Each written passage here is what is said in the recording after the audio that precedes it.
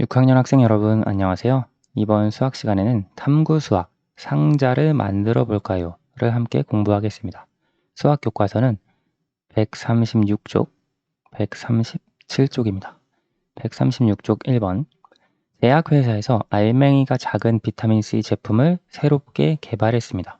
이 제품을 종이 상자에 담아 판매하기로 하고 상자 공모전을 열었습니다. 여러분도 공모전에 참여해 보세요. 우리 이번 단원 처음 공부할 때 살펴봤던 내용 같은데요. 상자 공모전. 우리 회사는 이번에 비타민C 제품을 새롭게 개발했습니다. 비타민C 제품은 부피가 216세제곱센티미터인 직육면체 모양의 종이 상자에 담아 판매하려고 합니다. 자, 우선 직육면체 모양 그리고 부피가 216세제곱센티미터. 어떤 상자를 만들면 좋을지 여러분의 많은 참여 바랍니다. 단, 상자의 모든 모서리의 길이는 센티미터로 측정했을 때 자연수이어야 합니다. 분수나 소수가 나오면 안 되고요. 심사 기준이 있네요.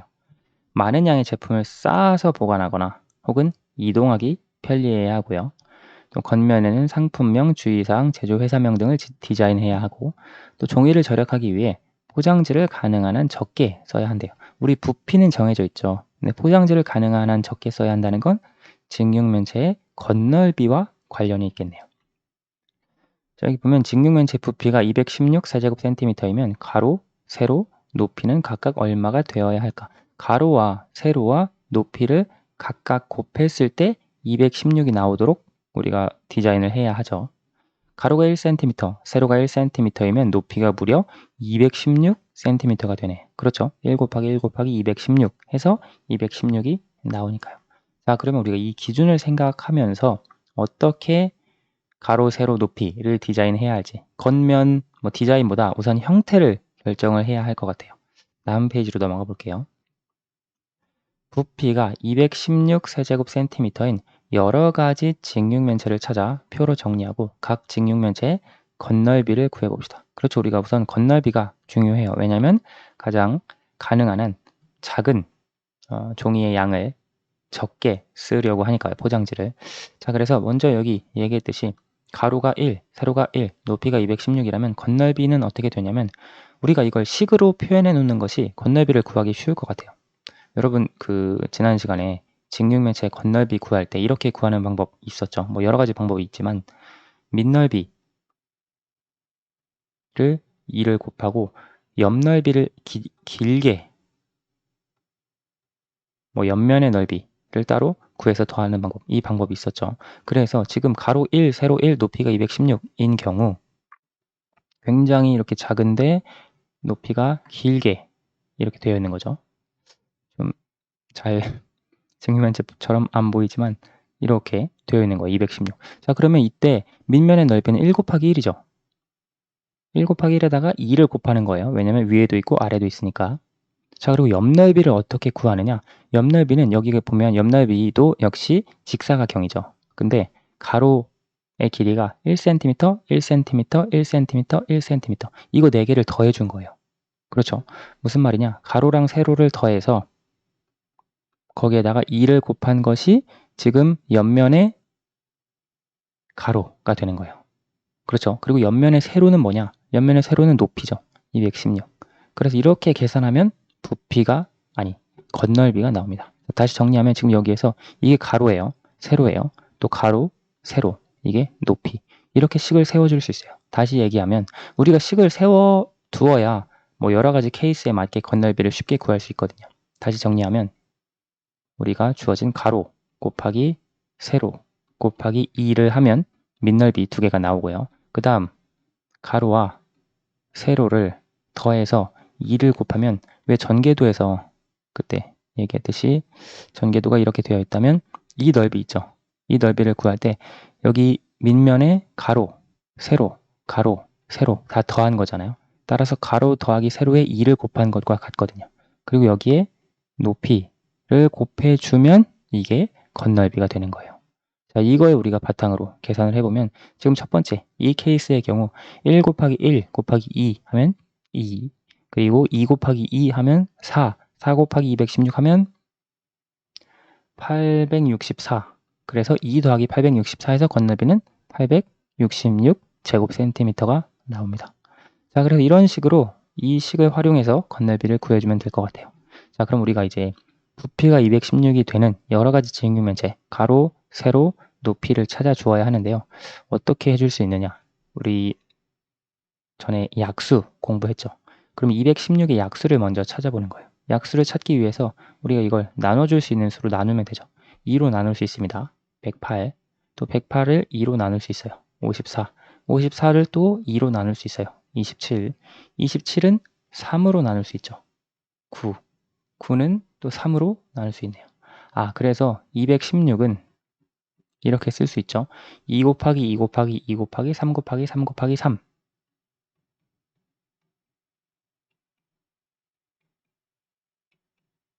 자, 그래서 이와 같은 약수를 생각을 하면서 우리가 가로, 세로 높이를 세팅해 줄 수 있습니다. 예를 들어 가로를 2, 세로를 2로 한다면 나머지 높이는 2 곱하기 3 곱하기 3 곱하기 3이 되는 거죠.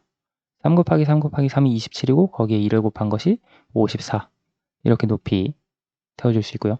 계산기를 사용해서 하라고 했는데 사실 이렇게 찾아놔 주면 계산기를 크게 활용해 줄 필요가 없어요. 혹은 이게 좀 어려우면 계산기를 활용해도 되기는 해요. 어떻게 하느냐? 216을 어떤 자연수로 나누어 보는 거예요. 예를 들어 12로 나누면 18이 되겠죠. 그럼 우리가 12를 높이로 하고 가로와 세로는 곱해서 18이 되는 수를 만들어주면 되잖아요. 예를 들어 가로 3, 세로 6 하면 3 곱하기 6 곱하기 12가 실제 216이 되겠죠. 3 곱하기 6 곱하기 12. 그렇죠. 그래서 이런 식으로 216을 뭐 하나로 나눠주는 거예요. 나누어 준 다음에 남은 그 결과를 가로와 세로의 곱으로 만들어 주어도 됩니다. 예를 들어 9로 나눠 봅시다. 그럼 24죠. 자, 그래서 9는 높이가 되는 거고 24 곱해서 24가 되도록 가로와 세로를 만드는 거예요. 선생님은 4 곱하기 6 이런 식으로 예를 들어서 또 216을 나누기 6 하면 36이 되거든요. 36은 또 6 곱하기 6으로 쓸 수 있잖아요. 그러면 가로, 세로, 높이를 전부 다 6으로 쓸 수 있겠네요. 그렇죠. 자, 하나만 더 해봅시다. 216을 4로 나누어주면 54. 그러면 가로와 세로를 곱해서 54가 되도록 선생님은 9, 6, 그리고 4. 9 곱하기 6 곱하기 4. 네, 이런 식으로 또 만들어줄 수 있고요. 마지막으로 하다 보니까 계산기로 하는 게 더 편한 것 같기는 해요. 높이를 2로 하면 108이 되죠. 108 같은 경우 108은 뭐 곱하기 뭐로 해줄까요? 108 나누기 12를 하면 9가 되겠죠. 그럼 12 곱하기 9로 써줄 수 있겠죠. 12 곱하기 9 곱하기 높이는 아까 2였죠. 네, 그래서 12 곱하기 9 곱하기 2 이렇게 식을 세워줄 수 있습니다. 문제는 이제 건널비를 구해주는 건데요. 건널비는 아까 이 식대로 문제에서 구해주면 됩니다. 예를 들어 지금 이 경우 가로 곱하기 세로 2 곱하기 2죠. 거기에다가 2를 곱하면 8이 되고요. 8에다가 가로 더하기 세로 하면 4예요. 4에다가 2를 곱하면 8, 8에다가 54. 자, 이게 되는 거죠. 그럼 8 곱하기 54를 계산을 해보면 계산기로 합시다. 432죠. 432에다가 8을 더했으니까 440이 되겠죠. 자, 그 다음 이것도 마찬가지로 가로 곱하기 세로 하면 36, 18. 18에다가 2를 곱하면 36이에요. 그리고 가로 더하기 세로 하면 9. 9에다가 2를 곱하면 18. 18에다가 12를 곱하는 거죠. 18 곱하기 12에다가 36을 더하는 거예요. 18 곱하기 12. 216에다가 36을 더하죠. 그러면 252가 되겠네요. 자, 다음 가로 더하기 세로 하면 가로 곱하기 세로 24에다가 2를 곱하면 48. 그리고 가로 더하기 세로 하면 10. 10에다가 2를 곱하면 20. 20에다가 9를 곱하면 180. 이건 바로 계산이 되네요. 그래서 계산하면 228. 우리 건널비가 작은 걸 만들어야 되니까 점점 지금 작아지고 있어요. 자, 6, 6, 6. 전부 다 가로, 세로 높이가 6cm인 경우 가로 곱하기 세로 36, 2를 곱하면 72. 그 다음 가로 더하기 세로 12 곱하기 2 하면 24. 24에다가 6을 곱하면 144. 이거 계산하면 216이 되겠네요. 자, 다음 9 곱하기 6 하면 54 곱하기 2, 108. 가로 더하기 세로 15. 15에다가 1을 곱하면 30. 30에다가 4를 곱하면 120. 계산하면 228. 이거랑 똑같네요. 4, 6, 9 하긴 숫자가 똑같으니까. 그럼 12, 9, 2. 이건 없군요. 12, 9, 2 한번 해볼게요. 가로 곱하기 세로 12 곱하기 9 하면 108 맞죠? 108에다가 가로 더하기 가로 곱하기 세로 곱하기 2니까 216이 되겠네요. 216에다가 가로 더하기 세로 하면 21, 21에다가 2를 곱하면 42, 42 곱하기 2 하면 84. 그래서 이걸 계산하면 300. 이런 식으로 건널비를 다양하게 구해줄 수 있습니다. 이 중에 건널비가 가장 작은 건 가로, 세로, 높이를 6cm로 했을 때라고 하는 걸 알 수 있겠네요. 그리고 건널비가 이때는 굉장히 크죠. 그래서 보니까 가로, 세로, 높이의 차이가 적으면 적을수록 건널비가 작아진다는 걸 알 수 있어요. 그렇죠? 가로, 세로, 높이가 거의 비슷할 경우 건널비가 가장 작습니다. 자, 아래 모든 별로 모여 제품 상자로 알맞은 직육면체를 3개 고르고 그 이유를 친구들과 말해봅시다. 이거는 모든 별로 하기가 어려우니까 여러분 개인별로 한번 해보세요. 3개를 고르라고 했는데 선생님 우선 이건 당연히 골라야겠죠. 왜냐면 포장지를 가장 적게 사용했으니까. 그리고 선생님이 고를 것은 이거 228.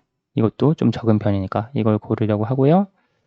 또 어떤 것을 이걸 골라보겠습니다. 우선 포장지가 가장 적은 3개를 고를 텐데 왜 이렇게 골랐냐면 그 이유를 선생님이 한번 말로 설명해 볼게요. 이걸 왜 골랐냐? 이걸 왜 골랐냐면 건널비가 가장 작기 때문에 골랐어요. 그래서 비타민C 상자에 쓰이는 종이를 최대한 아낄 수 있기 때문에 이걸 골랐고요. 자, 다음 가로가 9, 세로가 6, 높이가 4cm인 거. 이건 왜 골랐냐면 건널비는 약간 조금 더 많이 사용하기는 해요. 근데 높이가 작죠. 그러면 높이가 낮으면 상자를 여러 개 쌓기에 편하겠죠. 아까 여러 개 쌓기에 좁아야 한다라고 하는 게 뭐 심사 기준에 있었으니까. 그래서 정육면체보다는 종이를 조금 더 사용하지만 228제곱센티미터면 크게 많이 차이 나지도 않고 높이가 조금 더 낮으면 잘 쌓을 수 있을 것 같아서 선생님은 이 직육면체를 택했고요. 다음 이건 왜 택했냐? 가로 4, 세로 6, 높이 9cm. 이 경우에는 높이는 조금 더 높아요. 근데 가로와 세로가 4cm, 6cm면 손으로 잡기에 조금 더 편하겠죠. 그래서 가지고 다니기에 편합니다. 이동하기에 편해요. 그래서 이걸 택했어요. 넓이는 조금 더 많이 포장지가 사용이 되기는 하지만요. 그래서 이렇게 3개를 선생님은 택해 보았습니다. 3번 모든 별로 고른 직육면체 중 하나를 골라 상자의 전개도를 만들고 꾸며봅시다. 이거는 여러분 A4 용지로 하기에는 좀 종이가 부족할 수 있어요. 그래서 혹시 A3 용지가 있으면 해보시고 없으면 A4 용지를 하더라도 뭐 A4 용지 여러 장 전개도를 만들고 꾸며보는 거기 때문에 A3가 가장 좋을 것 같기는 해요. 그래서 큰 종이 혹은 뭐 도화지 혹은 스케치북 같은 종이를 이용해서 한번 전개도를 만들고 실제 꾸미는 활동까지 해보면 가장 좋을 것 같아요. 선생님이 고른 3개 중에 해봐도 좋고요. 여러분이 여러분 기준대로 맞게 디자인해서 제도를 해서 전개도를 만들고 꾸며보는 것도 좋을 것 같습니다. 네, 이것까지 해서 여기까지 해서 6학년 1학기 수학은 마치도록 하겠습니다. 수업 듣느라 고생하셨습니다. 감사합니다.